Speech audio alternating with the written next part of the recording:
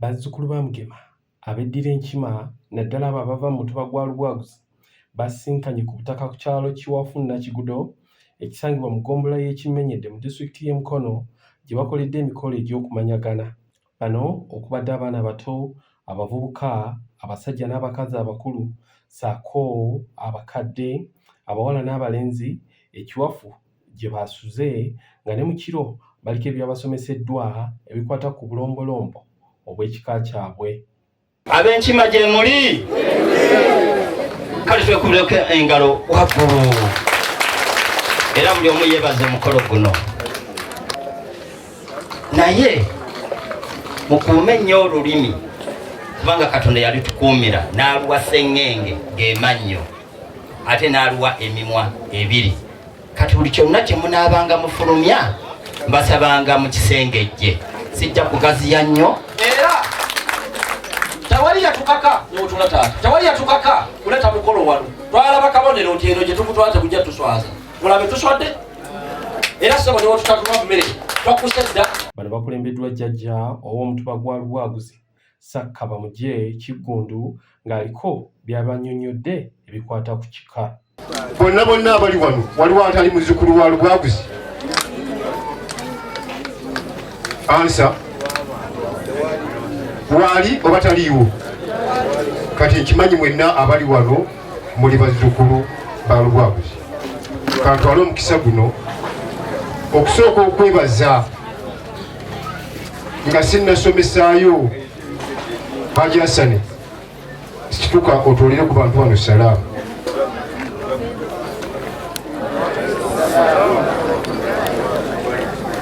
Erinnya nze Sakka Bamugye Kiggundu era taata wange anzaala ye mugenzi Abdulatif Kiggundu ng'agalamidde ku mutala Lwangiri mu Butambala. Jjajjange y'Amisi Ssekitoleko era Amisi Ssekitoleko yandekera sirikale omulaba ndi ku lusegere era ye Ssekitoleko naye awulira era muwulize ssebo. Ssebo Jjajja Jjumba jjajjange ye Mustafa ye Misi Ssekitoleko agalamidde Lwangiri era jjajjange ye Mustafa Kamulali, jjajjange ye Amisi Kafeero wano wetutudde, jjajjange ye Mere Kufwaki, jjajjange ye Bamugye era se wembadde neyanjula nga nze Bamugye. Tolaba nti teri bukulu butava eri Katonda bwajja bugira nebuga nti addala Bamugye jjajja w'abaana bwa mirundi ng'ena yasaanidde okubeera okukola omulimu ogwo. Era ssebo awo ne bwe naakoma awo nva mu nnyumba eya Haji Abdulatif Kiggundu mu luggya lwa Amisi Ssekitoleko mu lunyiriri lwa Lubwaguzi mu lunyiriri lwa Buseerezi ne bwe siimenye oba gye babeera mu mutuba gwa Lubwaguzi. Ogwo gonyeza okumanya gye gubeera kuba gubeera Kibogo naye kati nakusengulayo ne ngutwala e Lwangiri era nze ngufuga ssebo ayogera naawe.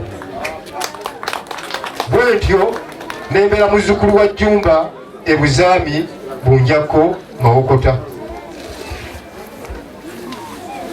Bwe ntyo nembeera muzzukulu wa Mugema e Wambaale Bira mu Busiro.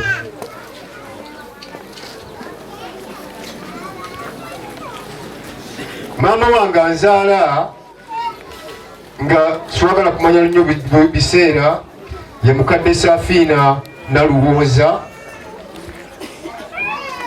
Bwe ntyo ku sayidi eyo nemba nga ndi muzzukulu wa Kayita.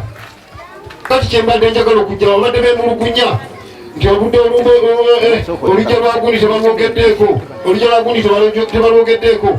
Haji Hassan alina obuyinza ku mpya ezo olw'ensonga zonna ye yazisikira ebifundiko yabirina. bwe bamala okubeera nti eyasikira Kafeero afudde nga Hajji Hassan si yali yamusikira, obuyinza bwonna ekifundikwa ne bakizza ku Hassan. Njagala okubuuza abakaayana, ebifundikwa by'abajjajjammwe mwabijja ku Kafeero? Munziremu kakati bwe batibivangayo obuyinza bwonna obukuuma ennyumba eno, obukuuma eya Budaka, obukuuma eGaza, bwonna bukyali mu Amisi, mu Hajji Hassan Mugerwa mwe butambulira. Bwe mubaawo ekirala kye mwagala okukola muyina kuntegeeza mu butongole, kubanga nga muga nti Hajji Hassan tasaanidde kukuuma kifundikwa kya jjajjaffe, era nga mundeetera n'ensonga lwaki tasaanidde. N'olwekyo obuyinza obumpeebwa kika era obwampeebwa jjajjange, njagala okuva wano nga Hajji Hassan yatwala enzija ziri zonna. Bwe muba n'ensonga muddukire wa Hajji Hassan. Mu gimu ku misomo gye bafunye mwe muli oguvudde ew'omukungu wa Kabaka akola mu ofiisi ya Nnaabagereka mu nteekateeka y'ekisaakaate Rashid Lukwago, nga y'abadde ssentebe w'enteekateeka zino abakunze okuddayo basome n'okusomesa abaana. Obimu ku byenjagala okukulaakulana n'ekika okuddayo okusoma. Nsaba abaganda bange abali wano bazzukulu n'abalala n'oba amala diguli emyaka egiyise naye osome. Kabonero ekimu ku kiyambye omukolo guno okutambula obulungi balakola ki? Akonako mu kayige. Amaka agataasoma ogalaba. Endowooza ogikola ki? Kati Hajji Hassan atuwadde akabonero. Abaana bangi buli omu yakwata ku kalamu. Abasabye okufuba okwesimbawo ku bifo eby'obukulembeze ku mitendera egy'enjawulo ewatali kusosola kibiina ki olimu abayeesimbiddewo. N'agamba nti mu kika eky'enkima tebasosola mu bantu. Nsaba enkima twenyigire mu bukulembeze gy'obeera yonna, oba LC1 genda obeereyo, oba LC2 keke y'eggwanga tugivunaanyizibwako. Wano tewali wa NRM, tewali wa DP, tewali wa PPP, tewali wa NUP. Gwe genda mu bibiina by'oyagala okole kasita otegera ekika kyo, gy'ogenda osake tumanye nti omuntu waffe gy'ali. Kyekibbeeyi mu nkima temuli mu kwesasula mu byabufuzi, buli omu alina endowooza egyakola ki, naye tugende mu maaso n'okwesimbawo, kyekyo ky'obugagga kye tujja okukola. Ye Dr. Muhammad Kiggundu ayogerera ekiwayi ky'obusiraamu eky'ekibuli nga naye asibuka mu luggya muno, ategeezezza nti ebika n'okumanyagana byava dda nga ne mu Quran omubaka Nabbi Muhammad ssaako mu Bayibuli baabyogerako. Nga kino kitegeeza ti Katonda omunene yagamba nti abange mu abantu twabakola nga tubajja mu mukazi ne muki ne musajja, waja'alnakum shu'uban wa qabaila, bwe twamala ne tubateekamu ebika eby'enjawulo n'amawanga. Ensonga n'agiwa masaba litaarafu, musobole okukola ki? Okumanyagana. Naye n'avundika naga inna akramakum inda Allah atqakum, naye asingayo obulungi gye muli mwenna yo yatyani? Katonda we. Kuba bw'omutya manya nti gw'otegeeza ekyo kye yakkolera n'akuteeka mu mawanga n'ebika nga tolwayo luti ku nsonga ya kika. Bwe mala omwebaza nsalire Nabiyina Muhammad sallallahu alaihi wasallam. Nabiyina Muhammad naye yalina ekika era nga wazzemu ebyo ebimwogerwako. Muhammad ibn Abdullah ibn Abdul Muttalib ibn Manaf ibn abagenda mu mawulidi omwo bibasoma ebyo baba bamutunuulira gye yazaalibwa n'azaalibwa ogero kakana Quraish Muhammad omuquraishi. So mwine ensonga nammwe okweyagala kuba Mukama yabalonda n'abassa mu bika n'abassa mu kika ky'enkima nga muli baganda. Okumanya kuno okw'ekika nga bw'okireese, nsaba olwaleero ffenna tutwale omulamwa gw'okumanya n'okunoonya nti kyekintu ekisinga obukulu. Era kyayize headmaster wano kyagambye nti mulekwa yaliwa n'akinnyonnyola yatalina empisa. Naye Nabbi yagamba mulekwa yoyo atalina kumanya nakwera atalina, naye omuntu aba ayize n'ategeera toba mulekwa. abakunze okufuba okukuza abaana n'empisa ssaako okubayigiriza ebikwata ku kika kyabwe. Mukama n'akuwa empisa n'oyiga n'otereera toba muki ese kwaniriza buli w'olaga ng'ekola ki ye knowledge haaji eyo gy'osituliddeko mumuwa obugabo.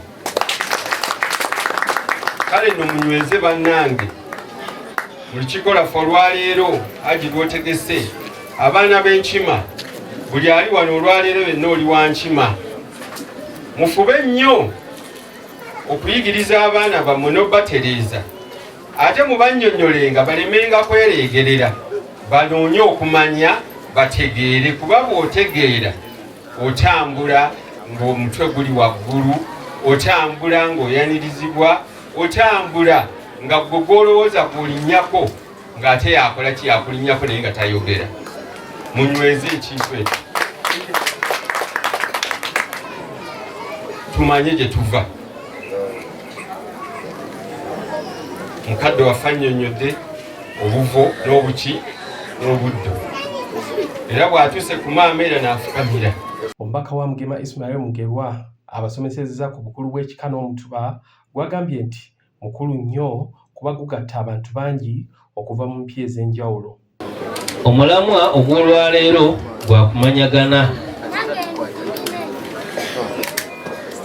Ffenna twazze wano lwakukola ki naye ekika kintu kinene nnyo mukkirize mbabuulire nti ekika kintu ki kinene nnyo era tekizannyirwako. Nabwe kityo mukkirize mbategeeze nti omutuba guba kintu kinene nnyo. Tuli bazzukulu ba Lubwaguzi. Emituba egikola essiga erya Jjumba giwera emituba 66 mingi nnyo 66 nga mwe muli gwe mbamenyedde ogwa mukadde waffe Dr. Muhammad Kigondo ogwa Kigo ogwa Lubwaguzi n'emirala mingi nnyo. Bwino tumuyina munaaba mumwetaaze mujje tukole ki tumubawe. Ate Haji Muhammad Kamlegeya omwana mu luggya muno ategeezezza nti bayagadde okumanyagana ng'ab'ekika eky'enkima okulaba butya bwe bayinza okwesitula mu byenfuna n'ensonga endala nnyingi. Tuzze wano olwaleero okumanyagana ng'ab'ekika eky'enkima okusobola okuba nga tukuuma ekika kyaffe nga kiri wamu, okusobola okuba nga twesitula mu byenfuna n'okusobola okubeera nga tukola ebintu bingi ebiyinza okutuyamba okutujja mu mbeera emu obendala. Tulaba okwebaza abantu abateesesa omukolo guno nga mukadde waffe ow'ekitiibwa Lukwago Rashid abaleeta ekirowoozo kino era babadde abasaale muteekateeka eno y'omukolo guno kino okuvaayo olwaleero wano ekiwaffe wabakadde baffe Hamisi Kafiiro. Mukama waffe Rashid Lukwago be bamu era ye yakulembera omukolo guno n'atukoowoola n'atunoonya gye twali n'atuyita n'atukyaza ofiisi gy'akolera ng'omukulu bw'ayogedde. Twagenda okuvaayo nga tukkaanyizza nti kintu kye mutuguzizza kirungi, tusaba mukkirize kitukeko n'ewaffe ekiwafu na Kigudo. Naye baatuwa obudde bufunda kyali kya mwezi gwa 11. Twagezaako okubasaba nti bannange tukitwale mu gw'omukaaga ne bagamba nedda, twagadde tubagezese tubawe ebibuuzo wadde tetwabasomesaawo. Naye naffe twakkiriza ne tukikwasa Mwenyezi Mungu ne tumusaba atusaasire mu budde obufunda tulabe oba enkuba etonnya bagwaka Mungu atusaasire kibeerewo. Naye twebaza Katonda wetutuukidde kati tuli wakati mu mukolo. Haji Hassan Mugerwa ow'oluggya luno agambye nti bagenderedde kukunga abaana baabwe bamanyagane kuba bafunye okutya nti oboolyawo abaana batuuse okwewasa batuuke n'okwezaalamu olw'obuteemanya. Enteekateeka egendereddwa mu kintu kino okukunga abaana baffe okuba okwagala okumanyagana tutidde ffe ng'ababazaala abaana baffe bajja kutuuka okufumbiragana n'abaana bannaabwe n'abamu okubasabanyinaabwe ensonga lwaki twagadde okukola okumanyagana n'omuntu ategeerewa gy'ava omuntu bw'atamanya gy'ava tamanya gy'alaga ensonga enkulu eri mu kintu kino era kino tujja kikolanga buli mwaka okujjukiza abaana baffe nti omuntu ateekwa okumanya ekika kye gy'ava gyazaalibwa negyalina okugalamisibwa wamu nga mujjukiza mulamu bulamunsi